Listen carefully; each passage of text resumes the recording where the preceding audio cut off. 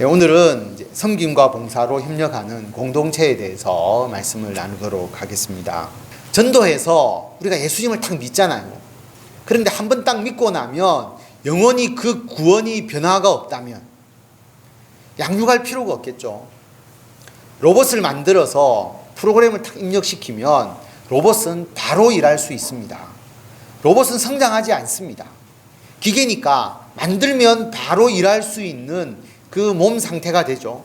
로봇은 학습하는 것이 아니죠. 프로그램을 입력하면 프로그램대로 움직입니다. 물론 요즘 로봇, 인공지능, 스스로 학습하는 그런 인공지능을 가지고 있습니다. 그러면 로봇이 인간처럼 지능이 성장하는 것일까? 그렇다고 보기는 어렵습니다. 왜냐하면 학습 시간이 오래 걸리지 않거든요.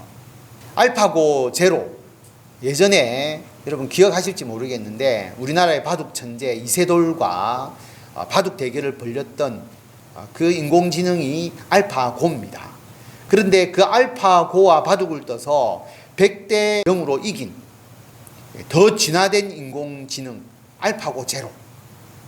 그런데 이 알파고 제로는 72시간 만에 이 세상의 모든 인간을 이길 수 있는 바둑 이론을 다 학습했다고 합니다. 인공지능의 학습 속도는 어마어마합니다. 여러분, 우리 인간이 이 인공지능처럼 학습을 할 수 있다면 지금 수능 준비하는 학생들 수능 준비할 필요가 없죠. 뭐 재수, 삼수까지 할 필요 있겠습니까? 몇 년씩 대학 다니고 대학원 다닐 필요가 없습니다. 우리가 성경 공부할 필요도 없습니다. 순식간에 학습에 의해서 모든 것을 다 자기의 머리에 집어넣을 수 있는 것이죠. 근데 사람은 그렇지 않습니다. 하나하나 학습해야 합니다. 그리고 경험해야 됩니다. 그러니까 시간이 많이 걸리죠. 예수님을 믿고 구원받았다 할지라도 바로 사도 바울이나 베드로 수준으로 하루아침에 믿음이 깊어지지 않습니다. 히브리서 5장 13절 14절을 보면 젖을 먹는 자마다 어린아이다. 어린아이는 의의 말씀을 경험하지 못한 자고 단단한 음식을 먹는 자는 장성한 자다. 장성한 자는 지각을 사용함으로 연단을 받아서 선악을 분별하는 자들이다 라고 말씀합니다. 성도들 중에는 젖을 먹는 어린아이와 같은 신앙이 있고 단단한 음식을 먹는 장성한 신앙을 가진 자도 있습니다. 아버지가 우리 아들 참 내 말 잘 들어. 그런데 그 아들이 어떤 아들인지에 따라서 장성한 아들인지 또는 어린 아들인지에 따라서 아버지의 말씀을 잘 듣는 정도와 내용이 다릅니다. 어린 아들은 아버지의 말씀을 일찍 자라. 너 장난감 입에 넣지 마. 밥 잘 먹어야지. 이 정도가 부모님 말씀 잘 듣는 거죠. 그런데 장성한 아들은 아버지의 가업을 상속받고 아버지와 사업의 방향과 계약에 대해서 의논하고 그래서 그 사업을 제대로 운영하고 처리하는 아들. 이게 부모님 말씀을 잘 듣는 장성한 아들이죠. 예수님의 말씀대로 행한다라고 우리가 말하지만 어린아이의 믿음을 가진 자와 장성한 자의 믿음을 가진 자가 그 예수님의 말씀대로 행하는 것은 상당한 차이가 있습니다. 어린아이는 의의 말씀을 경험하지 못했죠. 그러니까 단지 교회 나오는데 복 받으려고 나옵니다. 잘 되기 위해서 교회 나옵니다. 하나님 기도 안 들어주면 마음 상합니다. 조금만 어려움이 생기면 하나님 안 믿는다라고 말합니다. 출애굽한 이스라엘 백성들 물 없다고 그리고 먹을 것 없다고 나중에 먹을 것 주시니까 맨날 만나만 먹는다고 불평 불만을 하나님께 가졌습니다. 어린아이와 같은 신앙이죠. 장성한 자는 연단을 받아 선악을 분별하는 자들입니다. 지각을 사용합니다. 지각이라는 것은 자라나야 되는 것이죠. 보고 듣고 느끼는 것이 사람마다 그리고 사람이 성장하면서 그 정도가 달라집니다. 신앙적인 지각도 여러분 그 정도가 다르거든요. 뿐만 아니라 연단을 받습니다. 연단을 받으니까 고통과 어려움이 자기에게 임하더라도 그 연단을 통해서 더 성장하는 것이죠. 그리고 선악을 분별합니다. 선과 악을 분별하니까 악을 행하지 않겠죠. 선을 행합니다. 하나님의 일을 합니다. 하나님의 일을 위해서 십자가를 집니다. 하나님의 나라의 확장, 예수 믿는 사람들 더 많이 만들기 위해서 복음을 전하고 세상에서 빛과 소금으로서 세상 속에서 선한 영향력을 끼칩니다. 그것을 위해서 살아갑니다. 고생이 되고 힘들지만 기도하면서 예수님과 동행하면서 그 일을 감당합니다. 연단을 받으면서도 고통을 이겨내고 주의 일을 합니다. 장성한 자입니다. 우리 모두는 이 장성한 자의 믿음까지 자라나야 합니다. 신앙이라고 하는 것은 여러분 어린아이가 성인이 되듯이 자라납니다. 성령 충만함에 의해서 더 거룩하게 성화되어 갑니다. 받기를 원하는 어린아이에서 하나님과 함께 일하는 성인으로 자라납니다. 그런데 혼자서 자라날 수 있을까요? 없습니다. 혼자서 신앙이 자라날 수 있다면 예수님께서 교회를 만들지 않으셨을 것입니다. 편하게 혼자서 신앙생활 하도록 하셨을 것입니다. 그런데 전도한 사람과 전도되어 온 사람들이 모두 모여서 교회를 이루도록 하셨습니다. 그러므로 우리는 교회를 통해서 전도하는 사명과 함께 전도되어 온 성도들을 양육하는 사명을 가지고 있습니다.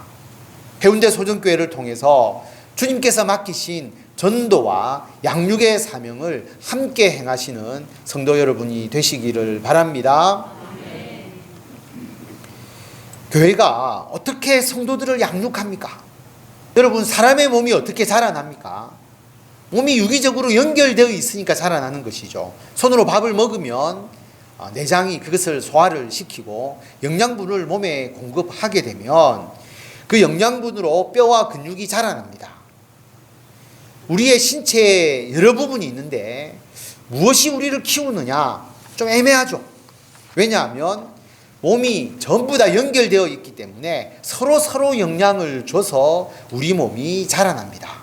우리가 교회를 통해서 신앙이 자라나는 것도 마찬가지입니다. 골로새서 2장 19절 말씀을 보면 온몸이 머리로 말미암아 마디와 힘줄로 공급함을 받고 연합하여 하나님이 자라게 하심으로 자라느니라. 중심은 머리죠. 머리는 예수님입니다. 우리는 예수님과 연결된 각 지체입니다. 우리 교회에 오늘 예배 드리시는 분 중에 예수님의 지체가 아닌 분이 있습니까? 아무도 없습니다. 예수님을 믿고 교회에 나오게 되면 머리이신 예수님의 지체가 됩니다. 어떤 분은 심장, 갈비뼈, 척추, 손, 발, 눈, 코, 입 아주 중요한 지체가 되는 분도 있고요. 그 외에도 손톱이나 눈썹, 어떤 분은 코털, 하나님께서 여러분을 우리 교회에 나오게 하신 것은 바로 우리 교회에 꼭 필요한 지체이기 때문입니다. 눈썹이 없으니까 빗물이 흘러내릴 때 눈이 활동하기가 어려운 겁니다. 근데 눈썹이 생기니까 훨씬 더 좋더라. 우리 교회에 눈썹과 같은 분이 있습니다. 한 분 한 분 우리 교회에 더 나오시게 되면 예수님의 몸으로서 지체가 하나 더 생기니까 예전에는 이 지체가 없어서 참 불편했는데 어려움이 있었는데 한 분이 더 오니까 우리 교회가 예수님의 몸으로서 우리가 일하기가 훨씬 더 좋아지는 것이죠. 지체로서 우리의 사명이 어떤 게 있는가 우리가 세부적으로 보게 되면 에베소서 4장 11절 말씀 다 같이 읽겠습니다. 그가 어떤 사람은 사도로, 어떤 사람은 선지자로, 어떤 사람은 복음 전하는 자로, 어떤 사람은 목사와 교사로 삼으셨으니 아멘. 어떤 특정 직분이라고 생각하지 마시고요. 사도라고 하는 직분은 두 가지의 요건이 있어야 됩니다. 예수님과 함께 생활한 사람, 그리고 예수님의 부활을 직접 목격한 사람, 이 두 사람을 사도로 세웠습니다. 그런데 지금 이 사도라고 하는 것은 이 사도를 통해서 교회가 세워지죠. 교회를 세우고 교회의 중심적인 분들을 우리가 사도라고 생각하시면 됩니다. 우리도 사도죠. 선지자, 하나님의 말씀을 대언하는 자잖아요. 하나님의 말씀을 사모하고 말씀을 전하는 것을 아주 좋아하시는 분들, 선지자로서의 사명을 감당하는 겁니다. 복음 전하는 자, 전도하는 자죠. 말로만 전도합니까? 세상 속에 들어가서 사람들과 부대끼면서 사람들에게 그리스도의 선한 영향력을 끼치면서 이웃을 돌보고 한 명의 생명이라도 더 구원하려고 하는 그런 사명을 가지신 분, 복음 전하는 자. 목사, 여기서 목사라고 하는 측면은 돌보는 측면이 강조되는 것이죠. 우리 성도들 중에서 성도들을 잘 돌보시는 분이 있습니다. 구역원을 돌보고 또 함께하는 우리 성도들을 특별히 잘 챙기시는 분들, 목사와 같은 사명을 감당하는 것이죠. 교사, 가르치는 자입니다. 아동부, 중고등부 교사로서 봉사할 뿐만 아니라 서로가 가르치면서 서로를 이끌어주는 그러한 사명을 잘 감당하시는 분. 여러분, 어떤 특정한 이 직분이 아니라 할지라도 우리 모두가 예수님의 몸으로서 우리는 어떤 사역을 감당하고 있습니다. 모두가 다른 사람을 위한 일이고요, 교회를 섬기는 일입니다. 어떤 일이 내가 감당해야 할 일인지를 여러분이 발견하셔야 됩니다. 기도하시면서 저는 제가 할 일이 별로 없는데요, 그렇게 생각하시는 분은 저를 찾아오시면 제가 할 일을 많이 드리도록 하겠습니다. 여러분, 자세히 교회를 살피고 하나님의 나라의 일을 살피면 해야 될 일들이 굉장히 많습니다. 아직도 우리 교회에 손이 필요한 부분이 있고요, 아직도 하나님께서 하나님의 나라의 일을 확장하게 하실 때 여러분의 힘이 필요한 부분이 있습니다. 많은 직분과 사명을 주신 그 이유는 12절 말씀 이어서 우리가 읽도록 하겠습니다. 이는 성도를 온전하게 하여 봉사의 일을 하게 하며 그리스도의 몸을 세우려 하심이라. 아멘. 우리가 예수님을 머리로 하는 지체이잖아요. 지체니까 우리는 움직일 수밖에 없습니다. 봉사할 수밖에 없습니다. 왜냐하면 머리가 원하니까. 지체는 당연히 따라가는 것이죠. 죽은 지체는 움직이지 못합니다.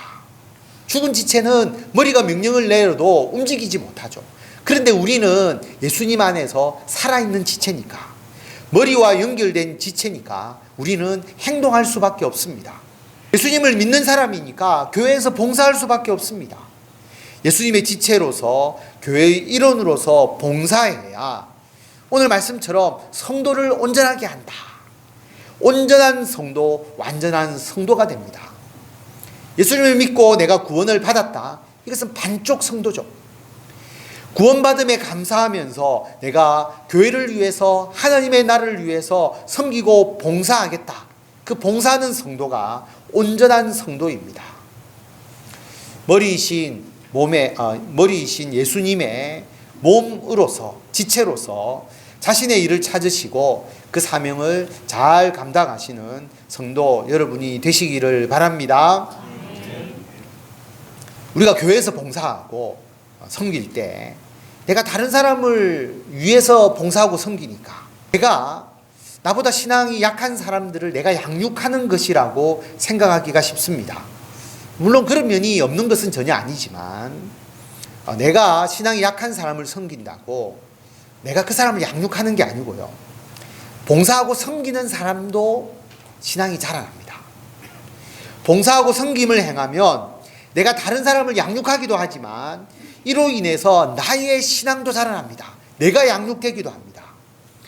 16절 말씀을 보면 그에게서 온몸이 각 마디를 통하여 도움을 받음으로 연결되고 결합되어 각 지체의 분량대로 역사하여 그 몸을 자라게 하며 사랑 안에서 스스로 세우느니라.